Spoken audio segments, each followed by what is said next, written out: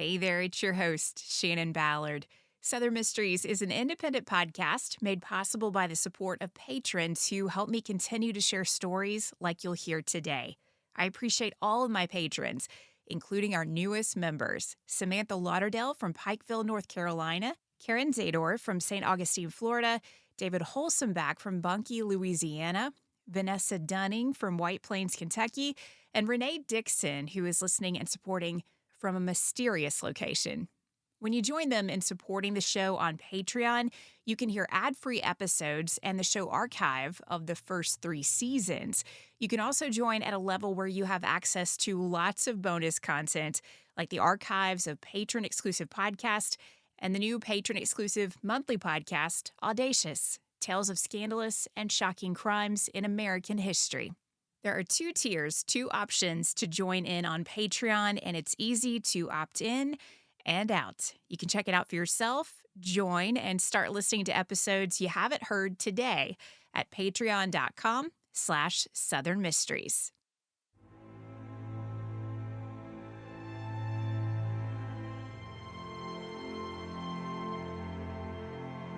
The New Orleans trunk murders are a long-forgotten, dark chapter in the city's history. The gruesome discovery of 2 dismembered bodies in the French Quarter in October 1927 was one of the most violent crimes reported in the city in the 1920s.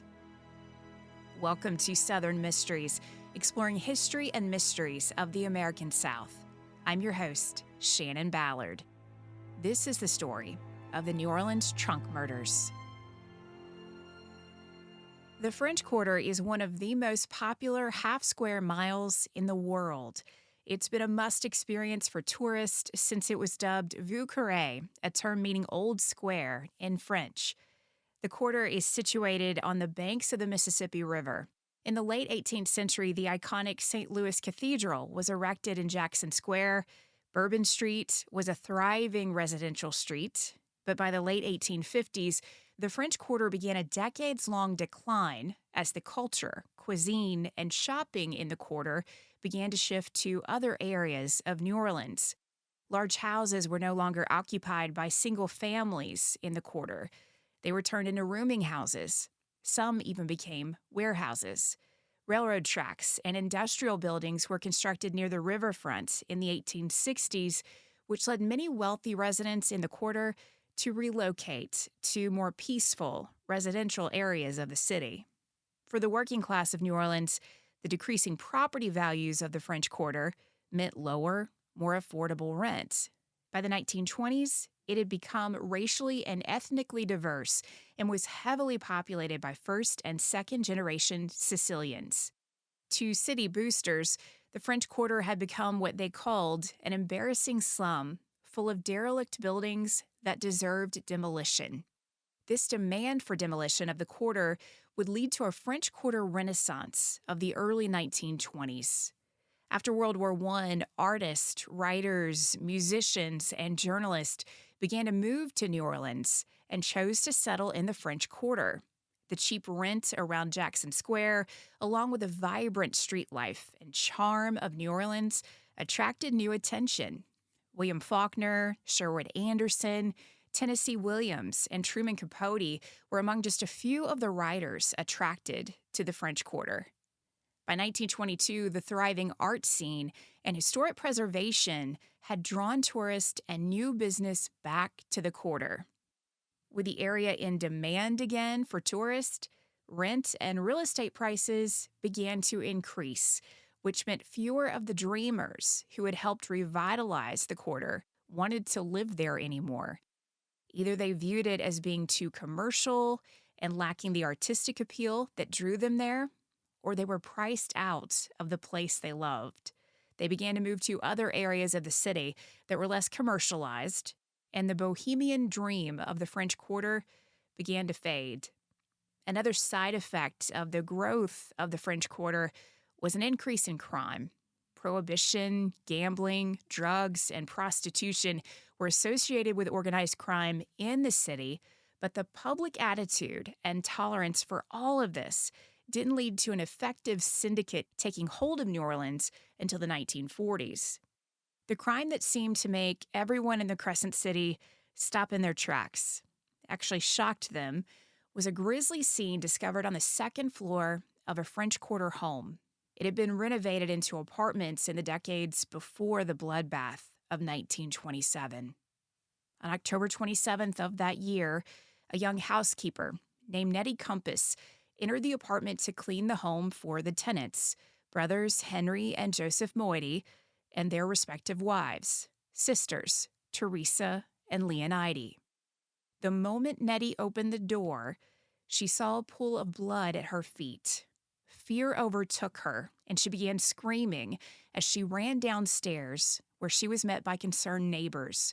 Two insurance salesmen who happened to be walking by and heard the commotion inquired as to what happened. When Nellie told them what she found in the apartment, one of them immediately called in a tip to a local reporter, George Healy.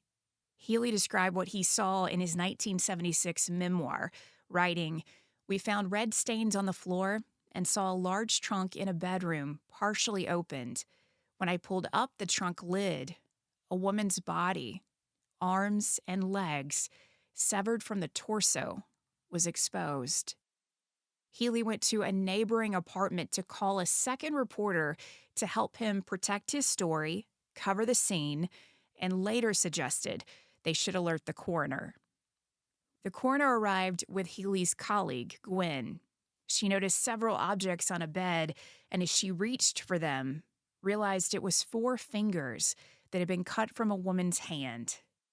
Shocked, Gwen placed the fingers back on the bed and moved to the second bedroom, where she found another trunk. Inside was the dismembered body of a second woman. A bloody cane knife was resting on the torso. A cane knife is a large, hand-wielding cutting tool used primarily in the harvesting of sugarcane. On average, the blade is more than 12 inches long and extremely sharp.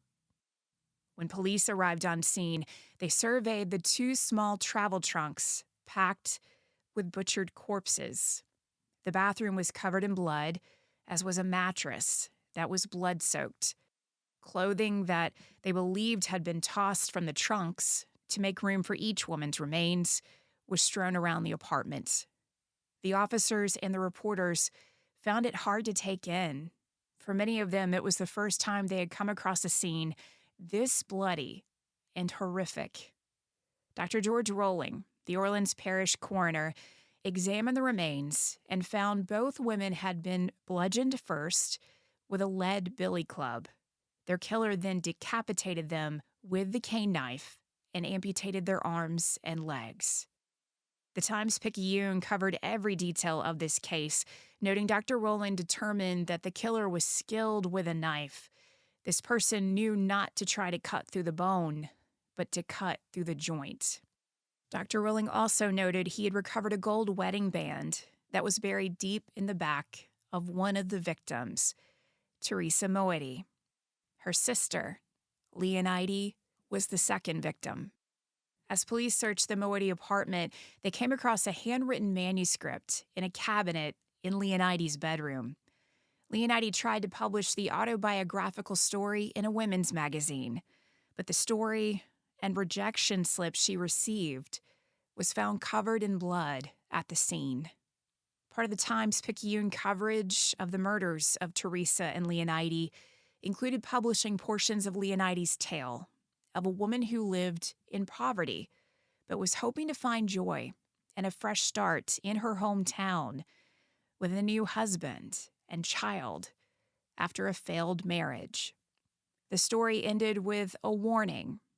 Now to you, readers, young girls especially, please think ahead of you and do not make the mistake I've made, because it does not always turn out the right way. You can still be disappointed. So I warn others not to take the same risk. Leonide's story was believed to have been written before she and her sister Teresa moved to New Orleans. The sisters were born in New Iberia, but moved to New Orleans after they married brothers Henry and Joseph Moety. The couples lived with their 5 children in the 1,000 square foot apartment where Teresa and Leonide's bodies had been discovered. Neighbors told authorities that there had been whispers about the women and their husbands being unfaithful. Henry and Joseph worked odd jobs, but when neighbors were asked about these men, police heard the words shiftless and lazy and learned the men often spent money intended to support their families on alcohol. To make ends meet, Teresa and Leonide took sewing jobs, but the financial stress took its toll on both of the marriages. Neighbors told police they often heard the couples fighting over money, and each had accused the other of cheating. Henry and Joseph Moody were the two men New Orleans police wanted to talk to when the bodies were discovered. Joseph turned himself in to the police and claimed he had nothing to do with what happened in that apartment. He said he and Leonide had separated earlier in the year after he discovered Leonide had been sleeping with another man. Joseph took their children, left his wife, and moved in with his sister. He explained he didn't kill his wife and sister-in-law, but he knew who did: his brother. According to Joseph, Henry had murdered Leonide and Teresa while the children were sleeping. Once he killed and dismembered the women, he cleaned himself up and changed his clothes.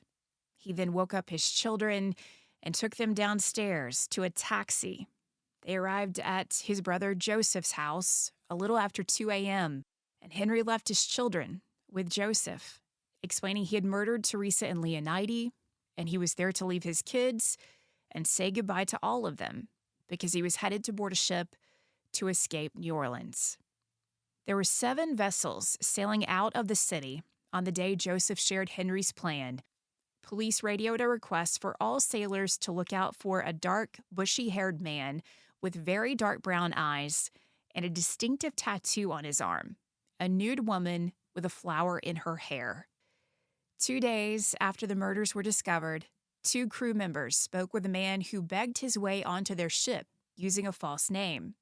The men had read a newspaper account of the crime and noticed the man they were talking to had a tattoo matching the description from the newspaper. Henry Moody was captured by these men and delivered to the Lafourche Parish Sheriff's Office.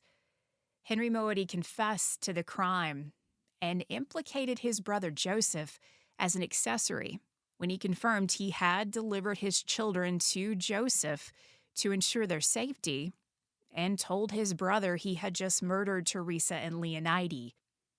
Henry's motive for murder was driven by jealousy and paranoia, but he justified the murders, explaining his mind was controlled by alcohol, his jealousy over his wife's unfaithfulness, and he just wasn't able to control himself. Henry also told police he was convinced Teresa was having an affair with Joseph Caruso, the couple's landlord. Henry claimed Teresa neglected their children and told him she did plan to leave him. He also believed Leonide was a negative influence on her sister and encouraged Teresa to leave Henry and their children. During questioning by New Orleans police, Henry was asked about a statement his housekeeper, Nettie, had made to them. Nettie told authorities that on the afternoon before the murders, Henry was upset and told her he would take a pistol and shoot both of those bastards. A few hours later, around 7 p.m., Nettie witnessed Leonide, Henry, and Teresa, along with their children, leaving the apartment. They were laughing and joking around. But Henry paused and moved towards Nettie. He leaned down and whispered that if she heard children crying in the morning, she should remain calm and not be scared. She told police that statement came to mind the next morning when she opened the door and saw that pool of blood inside the apartment. Henry explained his skill with a cane knife he used to murder and dismember the women had been perfected during his time as a butcher's assistant. He had done the work in New Iberia, where he had met and fallen in love with Teresa, and continued the work in New Orleans. Henry was tried separately for the murder of Teresa and Leonide. His lawyer called on a psychiatrist to try to prove Henry was mentally unstable and unable to tell right from wrong. They essentially argued the very nature of the crime and the public shock and disgust at learning how these women were murdered meant only a madman could have caused such a bloodbath. The prosecution argued Henry's motive was as old as time, pure jealousy, and he deserved to hang for what he had done. Now, public opinion about these murders seemed to shift during Henry Moedy's trial, with some beginning to sympathize with Henry, as his wife and sister-in-law were blamed for acting in a way that led to their murders. Not loving their husbands enough seemed an understandable but not justifiable reason to murder women in the 1920s. Both juries found Henry Moedy guilty, but sympathized with this man whose wife no longer loved him. They asked the court to grant Henry mercy. The judge agreed and sentenced Henry to life at Louisiana State Prison at Angola on July 6, 1928. Convict number 18038 was given a lot of freedom for a man imprisoned for premeditated murders. 6 years into his sentence, Henry Moedy was recognized by guards as a trustee. This meant he was no longer under heavy guard, and he was given responsibilities, such as running errands. He was granted freedom of movement in prison and often left the area to help with a daily trip to the post office. Henry was able to escape in the summer of 1944. He claimed he had an errand to run at the post office, where he hired a taxi and asked to be driven to Hammond, Louisiana, where he caught a train to Chicago. Henry Moedy remained on the run until 1946, when he was pulled over by police in St. Louis, Missouri. When questioned about his identity, Henry confessed he was that Henry Moedy who would escape from a Louisiana prison. When Henry was returned to prison, his lawyer continued to petition the Louisiana Pardon Board for clemency, based on their argument that Henry had been temporarily insane at the time of the murders. On March 26, 1948, Louisiana Governor Jimmy Davis pardoned Henry Moedy. That decision almost cost another woman her life. Henry Moedy left Louisiana and headed to a place he felt he could start over again, California.